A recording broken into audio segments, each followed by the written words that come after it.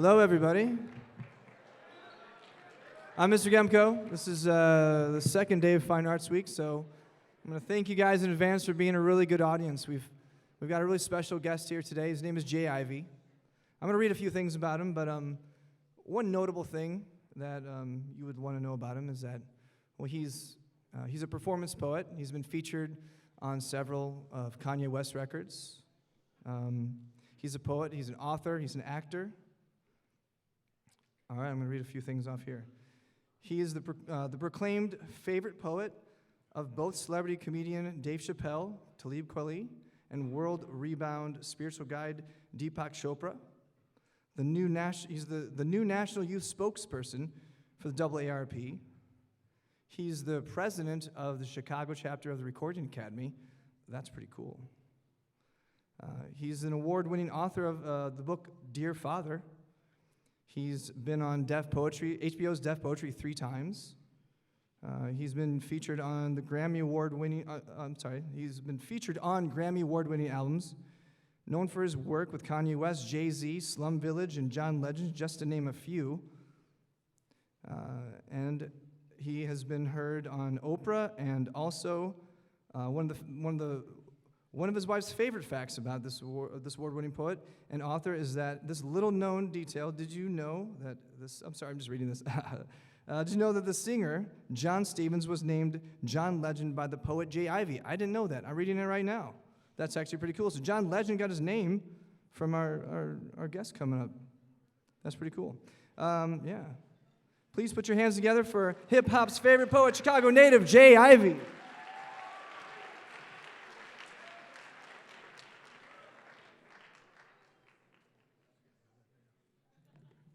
If you're feeling good, say yeah. If you're feeling good, say yeah.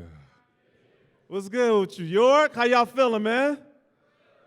So I'm going to tell you, I feel especially good because today is my birthday. It's my birthday. Not too bad for an old man. So I'm super excited to be here to spend this time with you.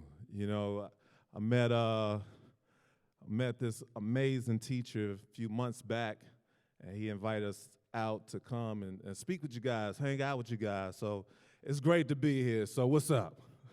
What's up?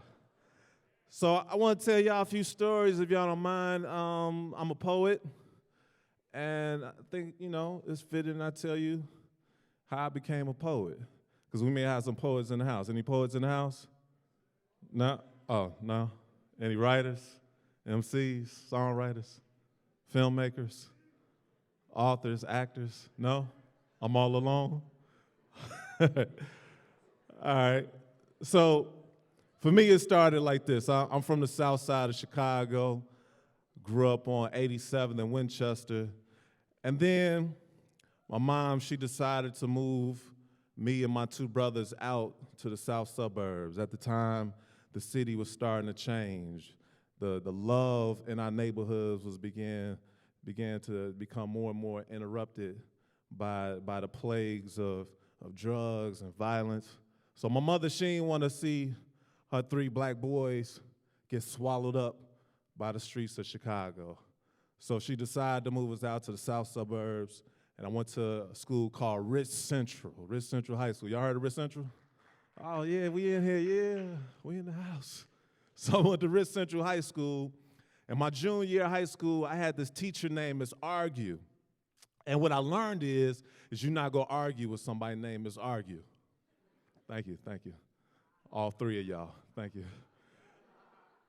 Thank you. So Miss Argue, she has us write a poem for homework. So, I wasn't into poetry. This is, back before, texting and tweeting and social media, and I was good at writing notes to girls, but I didn't think of that as a gift. I just knew if I had something to say, I knew I could put it on the page and, express my feelings. But again, not a gift. So, and as far as poetry, I wasn't into poetry. Like I'm a hip hop baby, so the MCs, those are my poets, the storytellers that I lean to and love to rock to. But other than that, I wasn't into traditional poetry. So I go home to do my homework, and I didn't know what to write about. I'm looking around. I look out the window. I see some clouds. I just want to get this homework done. So I decided to write this poem called It Once Was a Cloud. So I go to school the next day expecting to turn this little silly poem in about the clouds changing forms. And, one minute they look like, a rainbow or, a clown or whatever. And I'm expecting to turn it in. And Ms. Argue, she surprises the class and makes everybody read that poem in front of the class. So me, I was a very shy kid. I lacked a lot of confidence. So I couldn't imagine reading this little silly poem in front of the class. Like my boys, they already had, enough things to talk about, about me. My clothes wasn't the best. My nose was crooked. I was super shy and lacked confidence. So I was like, I didn't need to read this poem in front of them. But here I am in class, reading my poem like everybody else. And after the class, to my surprise, Ms. Argue, she pulls me to the side. She gives me an A on this poem. And I wasn't getting any A's or B's, some C's. So to see this big red A blaring back at me, she had my attention. So Ms. Argue was like, you know what? She's like, I have a show coming up, a talent show coming up. You have a very nice speaking voice. I want you to do this show. Me, the shy kid, the kid who lacked confidence, was like, nah, Ms. Argue, I ain't trying to do that. So I didn't do that. And a few weeks goes by, Ms. Argue approaches me again. She said, you know what, last time I asked you to do a show, you faked me out. I got another show, and this time I'm not asking you. You have to do it. So Ms. Argue, she makes me do a show. And we go out to do this it was another school before we performed at our school. We went to another school. And here I am on stage. And y'all know how when you at Great America and you on that roller coaster and you at the top and you want to get off and you can't get off. And you like, what am I doing up here? That's how I felt. I was like, I wanted to get off this ride and I couldn't get off this ride. So here I am on stage, hands shaking, knees shaking, terrified to be up here. And I performed, and to my surprise, I got a standing ovation. And instantly, my life changed. And after that, I was like, Ms. Argue, when's the next show? When's the next show? When's the next show? Because in that moment, I realized that if you're able to get past your fears, if you're able to, to step outside of yourself and just take those leaps of faith, it's amazing the things that can happen. I realized in that moment that I did have a voice. I realized that people would listen. I realized that I didn't have to be scared to speak in front of a room full of people that I never met before, because you never know what will happen and how you'll be able to touch people. And over time, it's like it became a need. It was like I needed to write. I needed to perform, and I needed to write. I need to write. I need to sit my black narrow behind down and write. Yeah, the hustle got me hustling, but I'm muscling myself out of time for me. Well, what about me, I ask? What about the stories that I need to tell? I need to write, because can't nobody do it for me. Can't nobody document my inspirations the way I can. Can't nobody compliment my aspirations the way I can. Only I can, only I can, only I can. So I need to write. I need to gather up some words and write. I need to gather up some thoughts and write. I need to write because I'm tired of hearing the same old pieces. I know y'all tired of hearing the same old pieces, because the same old pieces got the same old problems, but I got new problems, more problems that change, problems that rearrange. This homeless cat asked me for some money, but got mad at me because I ain't got no spare change. I need to write. Me and my girl been arguing. I need to write. My boy told me to take it to the next level, so I need to write. My pops died, and it's hard dealing with it. I need to write. I know y'all can't wait for the book. I need to write. The cop said I fit the description. I need to write. I need to write. You saying I'm bogus because I didn't come to your event because I was tired? I need to write. I need to write. My little brother got mugged by some grown thug. I need to write. The weatherman acting awfully funny. I need to write. My ex tried to get my boy. I need to write. I need to write. I need to write. Oh. I remember asking for 6 wings of mild sauce. Why is it I only have 4? I need to write. I think about writing in third person when the first is hurting. Life is a job and the verse is working. My soul's rehearsing from when the good Lord pulls the curtain. Words are words, so maybe it's your actions that's doing the cursing. I said, I think about writing in third person when the first is hurting. Life is a job and the verse is working. My soul's rehearsing for when the good Lord pulls the curtain. Words are words, so maybe it's your actions that's doing the cursing. I need to write. Just yesterday, And I mean, just yesterday, it was illegal for me to write. Where my pen at? I need to write. So, thank you. So that's what I would do. I would write, and I would write some more. And it became this beautiful addiction.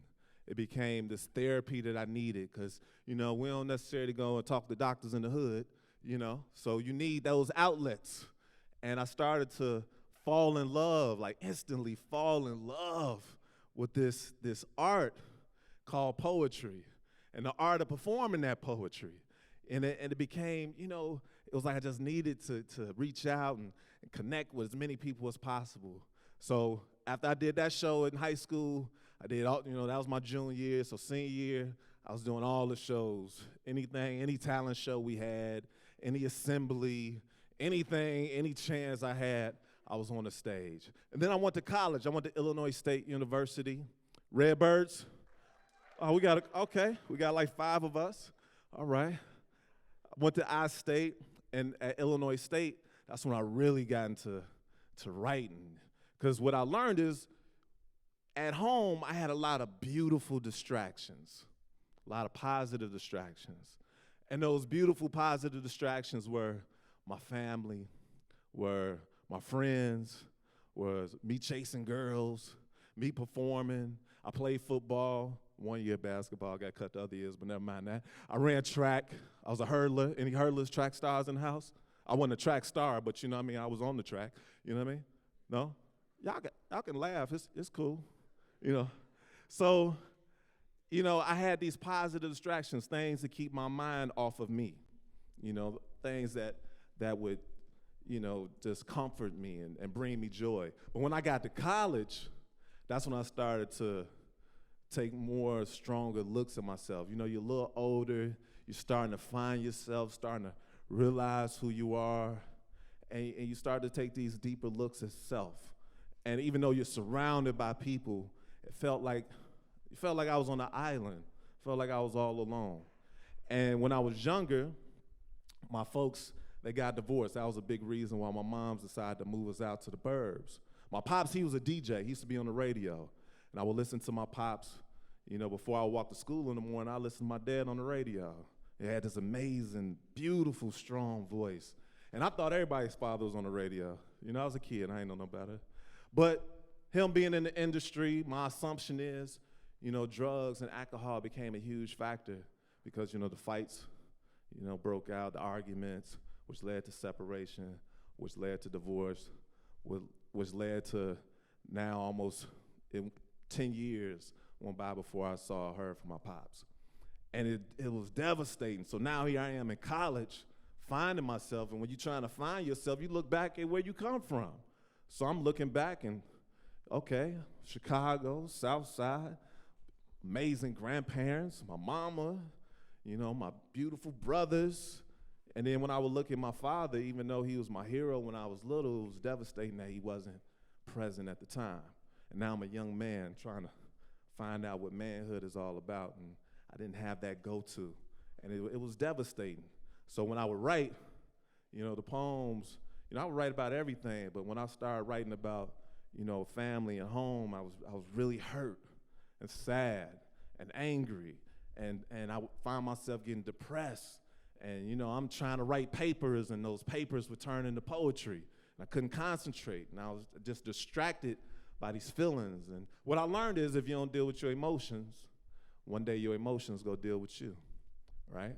We'll come back to that one. But, I was feeling all these different feelings, and I would just keep trying to wrestle with who I was and what I was supposed to be doing, because we only here for a blink of an eye, and I always never took that for granted. I always knew that time is super important, so I would find myself writing pieces and trying to just understand who I am, especially a black man in America trying to navigate through, And I would write pieces like,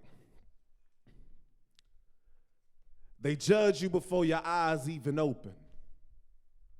Off jump, they coming for your throat before words even spoken. When you touch down, you got to let them know that you get things in motion, but be clear.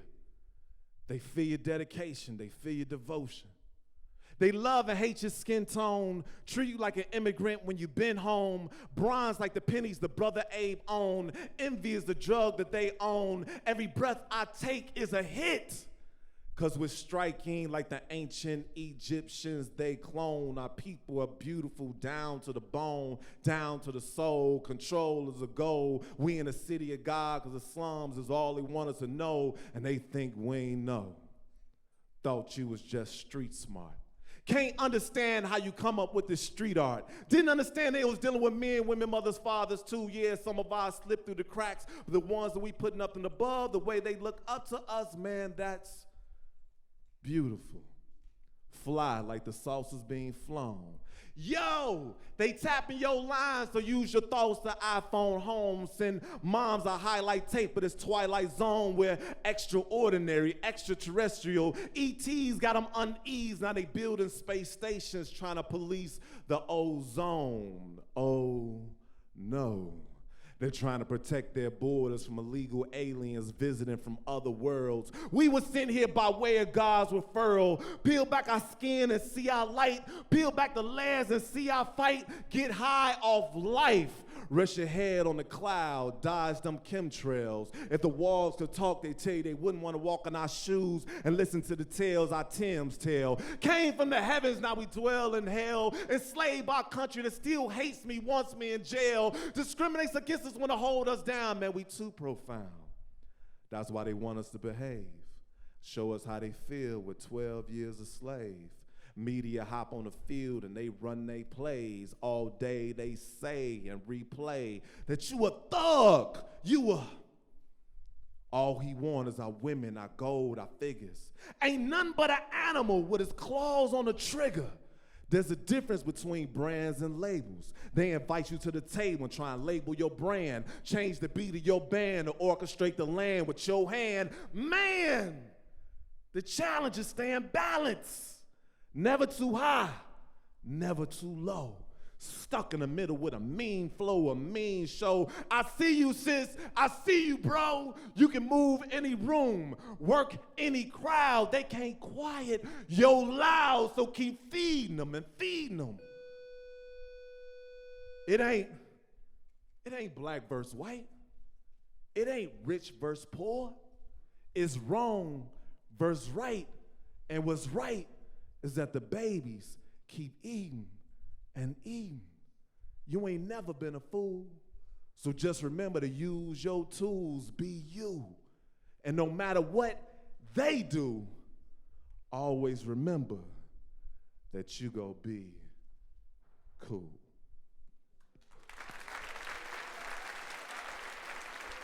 So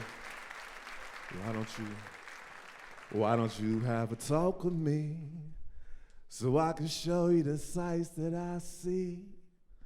Why don't you lend a thought to me so I can take you to places I be?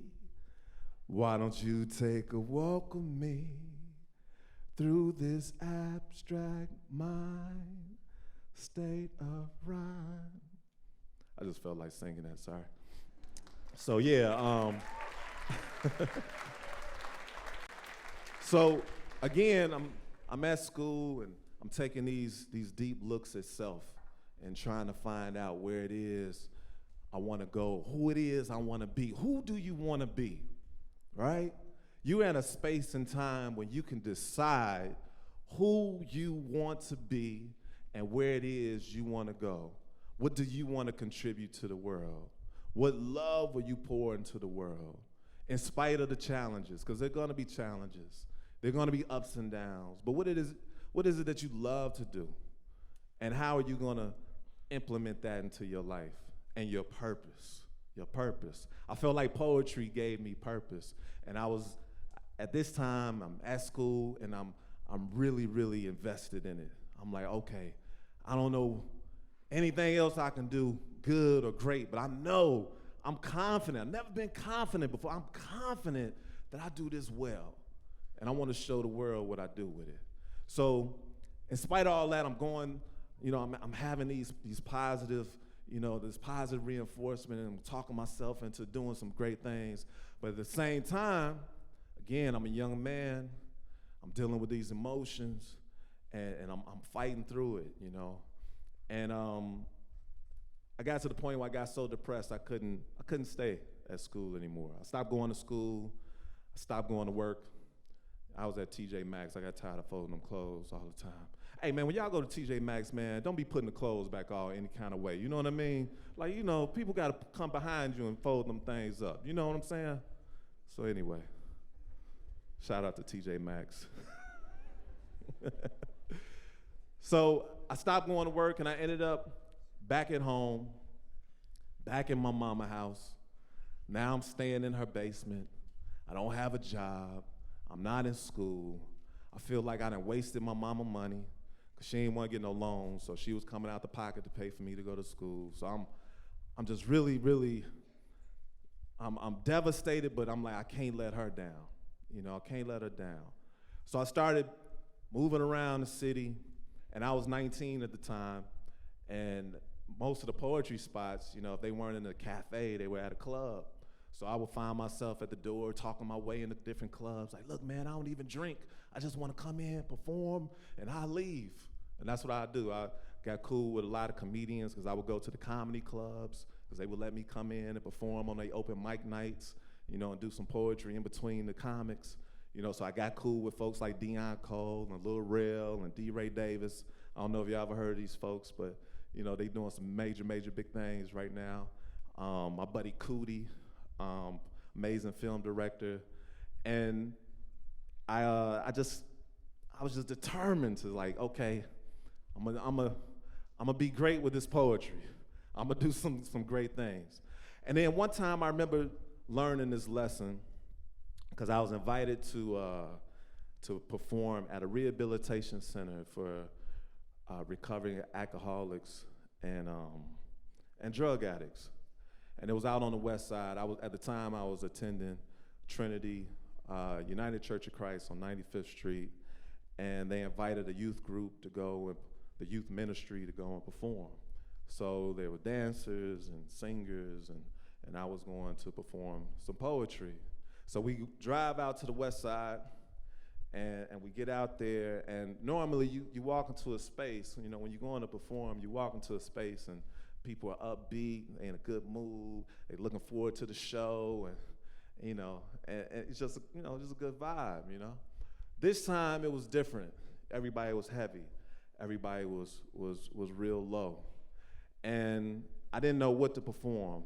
So I had this poem that I would perform out on the scene, and I decided, okay, I'm gonna perform this poem. And at the last minute, decided to perform it. And what I learned performing it and what happened after is that words are very, very powerful. Words carry energy. Words carry light. So the words that you speak on someone, man, be mindful of what you're putting out there, because the energy does return. It does return. So this poem, it really performing this poem, it really taught me the power of words. This poem is called Wings. Wings. Dum dum dum dum dum. Dum dum dum dum. I just got my wings. Hello? I just got my wings. Is anybody out there listening to my story? I just got my wings. Somebody's got to hear my story. Is anybody out there listening to my story? I just got my wings. Today I plan on going to see my girlie, because Furley and his 3 peeps ain't keeping good company. Luckily, I got enough change to fill my tank up to a quarter, so I guess I'll roll out like coins or holy pockets. Man, it's starting to get hot out here like rockets on launch pads. So like my dad, I'm taking off with the wind beneath my wings. My wings, ooh, man. Them Harold chicken wings are starting to smell so good.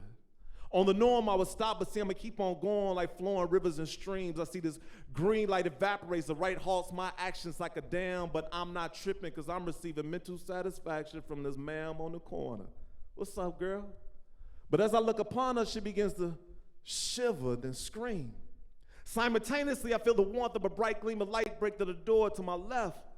I take a deep breath as me and another being exchange words. Click, click. Get out the car. Huh? Get out the car. Angel, is that you, girls? BJ, why you tripping down the gun? Look, I don't care who you are. Get out the ride now, Angel. Man, you was my shorty when we were shorties. Look, I don't know who you are. Get out the ride now, Angel. Man, you was the first girl I kissed. Get out the ride now, Angel. Now, Angel. Now, Angel. Pow.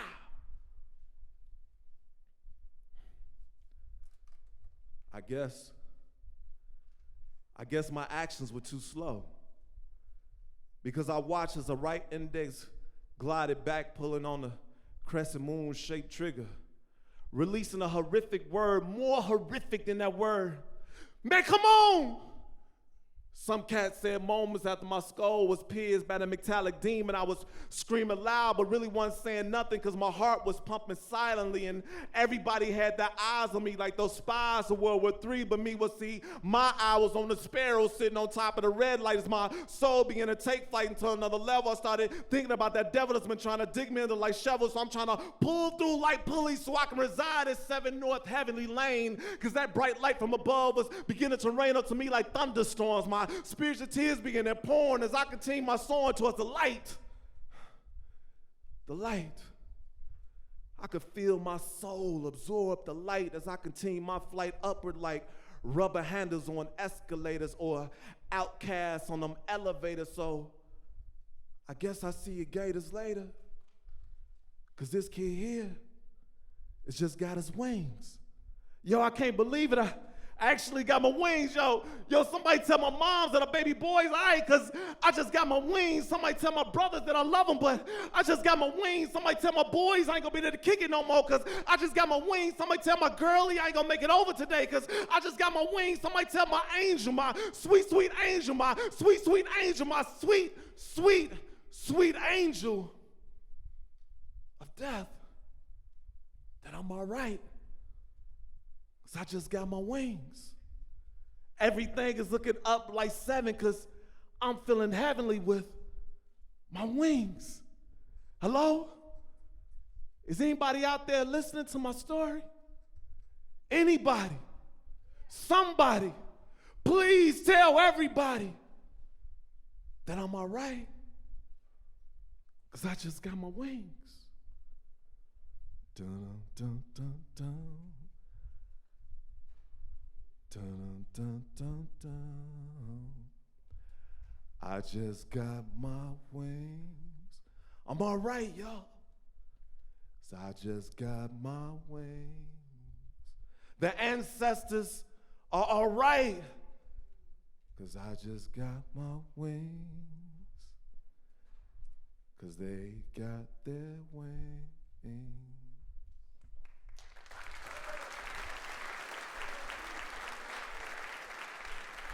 Thank you.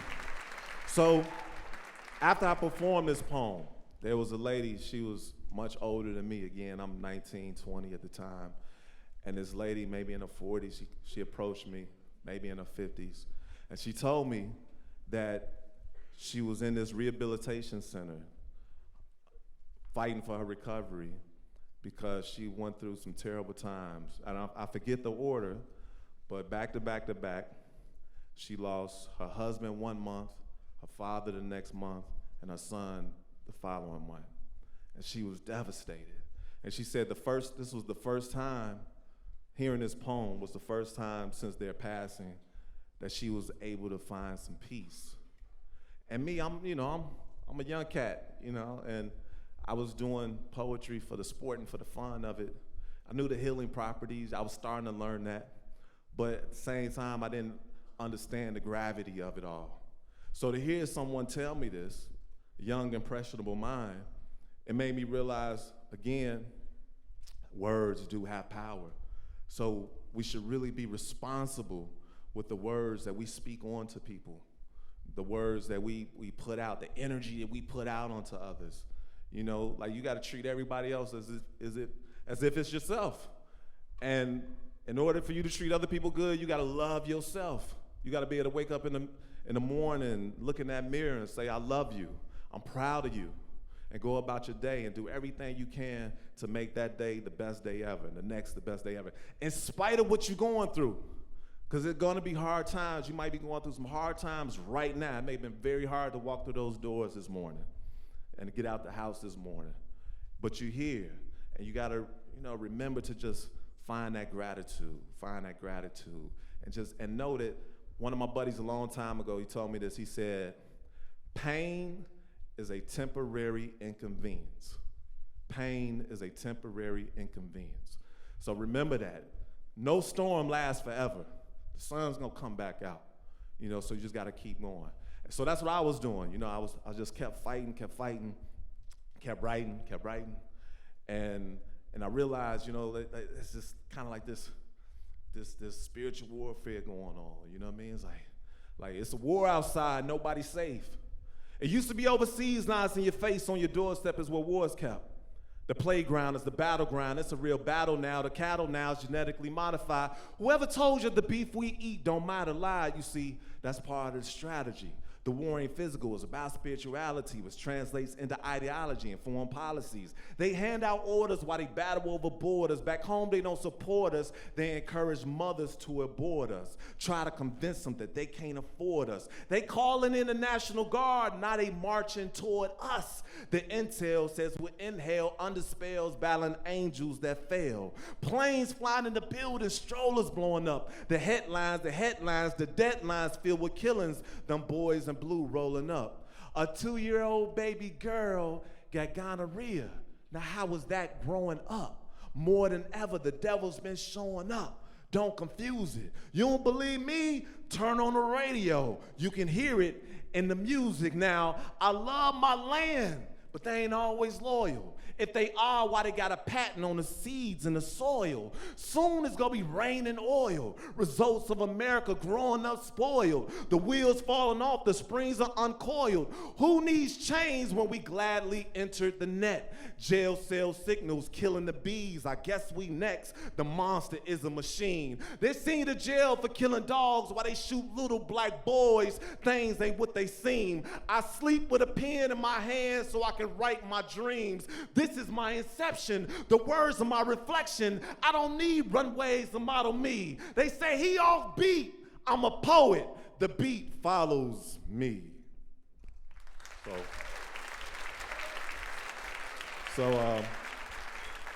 Yeah. So I'll be writing. So I'll be writing. So I went on, life moved on.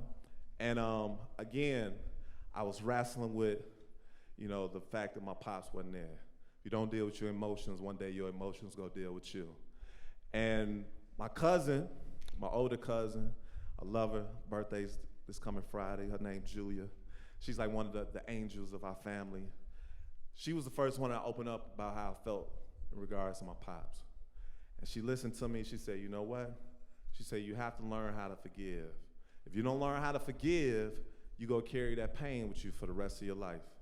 And I couldn't imagine feeling this heavy and this low and this miserable for the rest of my life. Nah, I can't. I want to have fun. I want to kick it. Like every day's my birthday. You know what I mean? Like I want to have a good time. I want to get through life just, making my contributions, taking care of my family, and enjoying the time while I'm here. So I started to wrestle with this idea of forgiveness, which was super difficult because my pops, again, I hadn't seen him for 10 years.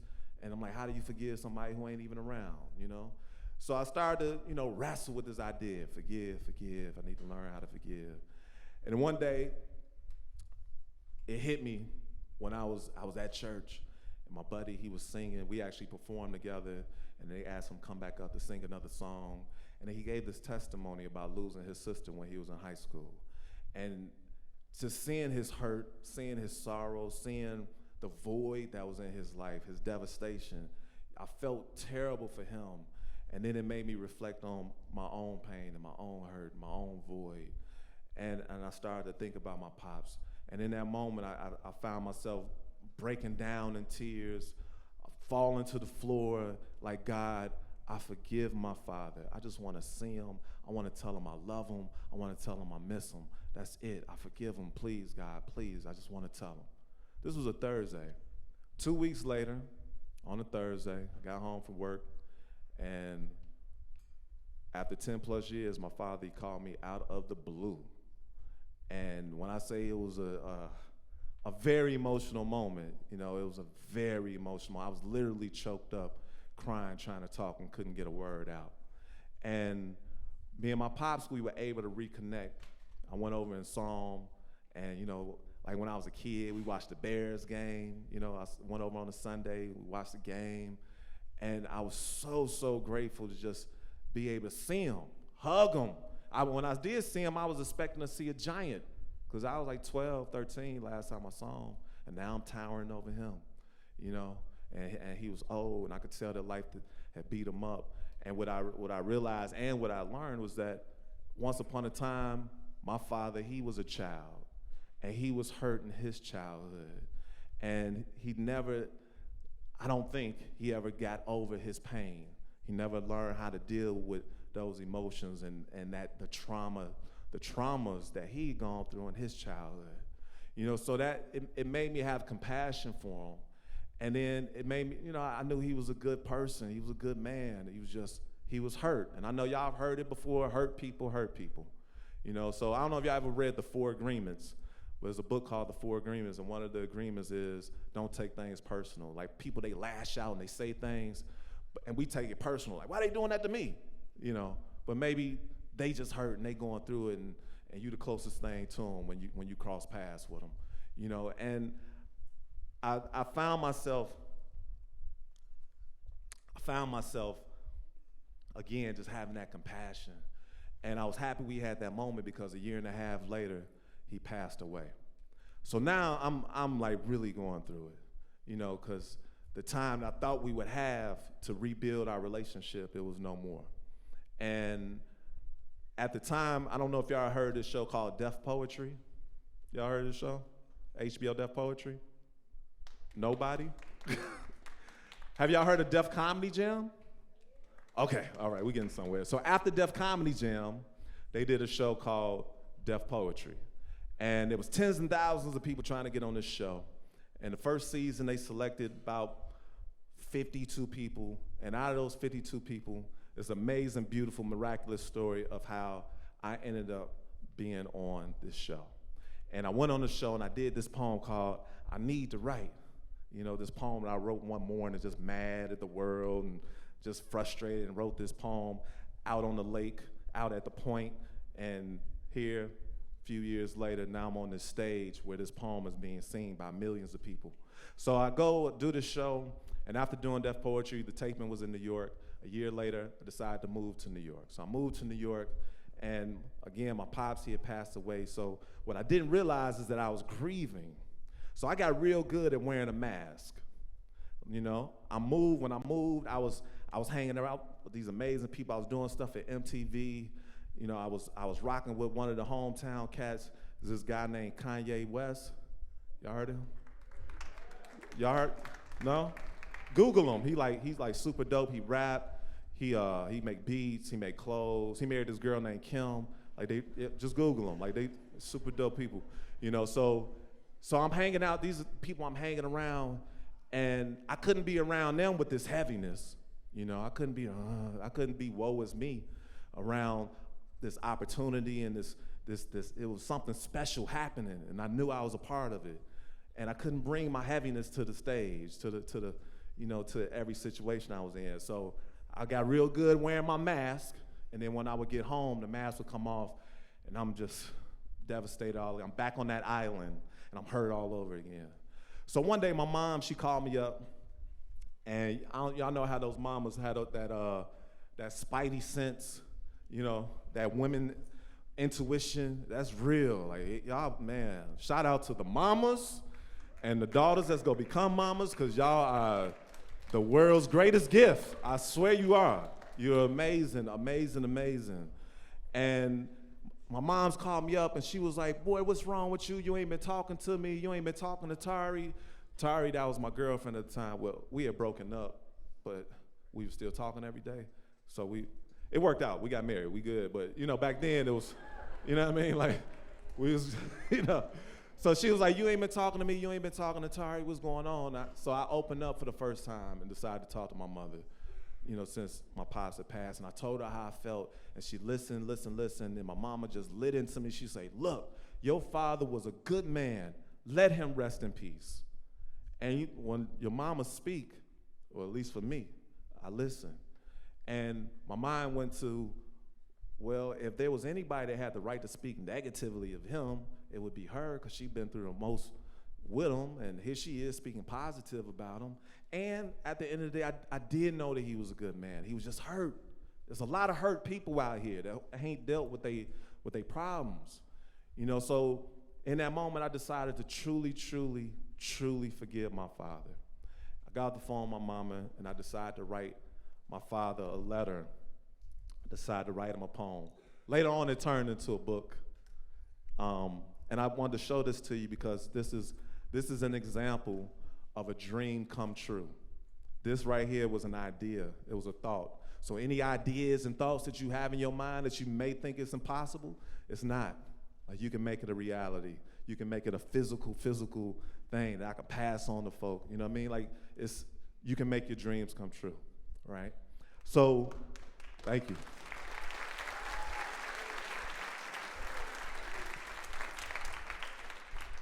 So I decided to write my father a letter, and again, this letter's called Dear Father, and it may sound like a sad poem, but it's actually the happiest poem I've ever written in my life because it made me a much better person and a much better man.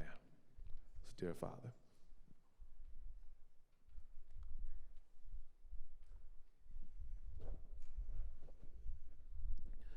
Dear Dad, these words are being written and spoken because my heart and soul feel broken. I laugh to keep from crying, but I still haven't healed after all of the years of my goofiness and joking. You got me open, hoping this ill feeling will pass, won't last. I wear a mask, my peace won't ask for the truth. Truthfully speaking, the truth hurts, but I'm beyond hurting. I'm in pain. Why does it hurt so much? I find myself fighting with myself every day, remain sane. My peace think I changed, maybe tripping on my fame, but I'm still the same old James. I know it's a shame I don't come around as much when I don't want them to see me acting strange. I don't want them to feel one drop of rain, but I can't seem to get these feelings to stop. I can't get these thoughts on my brain. Now when I really need to reach out for your dad and touch your hand, I can't believe you're out of range. I'm starving for your love and I'm begging, please ease the crave. When I was little, I thought you left because I wouldn't behave. Later on in life, I found out that it was a cane as well as other things. And with all the scars, it was hard, but I learned to forgive and forgave. I forgave him missing my basketball games and the touchdowns I scored the football games. I forgave him coming home high and drunk, wrestling with my mother going insane. I forgave him missing all of my track meets and not being able to greet all the pretty girls that I wanted you to meet. I forgave him missing my birthdays and graduations and not being there when I needed advice in certain situations. I forgave despite the fights and tears for all the years lost, wondering if I was loved. Sometimes all I needed was a call and a hug. I mean, I understand that people break up and don't make up and some relationships don't last forever, but weren't we together? Mom could have found new man, but where was I going to find new dad? Looking back, I wish I would have begged me, pleaded my case, because I felt like I didn't matter, like I was the leader in the race. I would cry, still cry so much I get headaches. I try to get you on my mind, but I can't get you off of my face. I see you every time I see me, and I can't do nothing but ask God to bless me, expand my territory, place his hands on me, and keep evil far away from me. I asked him to protect me like you protect me from the bullies and the police. Now to protect my soul, I write poetry and release. And some say I'm a beast, but I'm just trying to find peace so I can pick up the pieces of me that falling apart. I shopped all up for love, and I ended up with a lot of good items in my cart that helped me pull out the dart and help me get out the dark, one being my art. But along the way, all of my decisions weren't so smart because my love was amputated. My life became complicated. My family, well, Dad, I don't know if you knew or not, but my sweet, sweet family became dysfunctional. I mean, I remember I remember us moving out to the Birds, my boys' place, my love that was lost. And they made me laugh and giggle. My boy even taught me how to dribble so I could make the team, and I did. I thought that I would die without you, but Rome, Drake, Ike, Egg, and Todd made sure that I lived and was never sad. They even gave me their dads. Mr. Kemp, Mr. Whitaker, Mr. Cross, and Mr. Price became my dads, my cool daddies. But the little boy in me still wants his daddy badly. I feel like a scared little boy, afraid to become a man, but I think I'm ready. I think it's time. I think it's time to shine and get mine. I think it's time to shine and get mine so I can ease my mind, let my soul climb. I think it's time to stand as a man of my own too, just like you used to do before those demons started hunting you, because all I want to do is to make you on my proud, and not one of you are. I wonder if you know. I wonder if you know that God gave me a gift. I wonder if you know about the spirits that I lift. I wonder if you know I touch people with my words. I wonder if you know I inspire actions with my verbs. I wonder if you know that your baby boy did a show that aired for me to see on HBO, and that hard New York crowd that I didn't even know actually gave me a standing no. I know you're proud. I know you are, because I'm going to be the best just like you want to be. Watch and see. And just in case you can't, I'm going to scream it so loud that I shake the clouds and move them out the way of my sunshine, because that's what you are, Dad. James Ivy Richardson Sr., do you hear me? You are my sunshine. That's why I forgave you, because my love for you is still the same. It may have gone through a transformation, but it never really changed. So I swear on my mama and on my name, I'm going to stop this rain, conquer this pain, make sure that you did not die in vain. And when I get to heaven, I'm going to jump in your arms. We go kick back like when I was little and watch the Bears game. Thank you. So I think that's the time. Okay, can we get one more minute? Just one quick minute, y'all. And I ain't gonna tell the story, but I did this record with Kanye on the College Dropout Stay in School. The song is called Never Let Me Down. Y'all heard this song before? So when I say get up, I get, I want you to say down. All right? Get up, I get. Come on now, it's my birthday. Get up, I get. Get up, I get. Get up, I get. Get up, I get. We all here for a reason on a particular path. You don't need a curriculum to know that you're a part of the math. Cats think I'm delirious, but I'm so serious. That's why I expose my soul to the globe, the world. I'm trying to make it better for these little boys and girls. I'm not just another individual. My spirit is a part of this. That's why I get spiritual. But I get my hymns from him, so it's not me, it's he that's lyrical. I'm not a miracle. I'm a heaven-sent instrument. My magnetic regimen navigates melodic notes to your soul and your mental. That's why I'm instrumental. Vibrations is what I'm into. Yeah, I need my loot by rent day, but that ain't what gives me the heart of Kunta Kinte. I'm trying to give us free like Sinkei. I can't stop. That's why I'm hot. Determination, dedication, motivation. I'm talking to you, my many inspirations. When I say I can't let you or self down, if I want the highest cliff, on the highest rift, and you slipped off the side of the cliff onto your life in my grip, I would never, ever let you down. And when these words are found, let it be known that God's penmanship has been signed with a language called love. That's why my breath is felt by the deaf, and why my words are heard and confined to the ears of the blind. I too dream in color and in rhyme, so I guess I'm one of a kind in a full house, because whenever I open my heart, my soul, or my mouth, a touch of God rains out. Get up, I get. Get up, I get. Get up, I get. Get up, I get. Much love, y'all. My name is Jay Ivy. Thank you so much.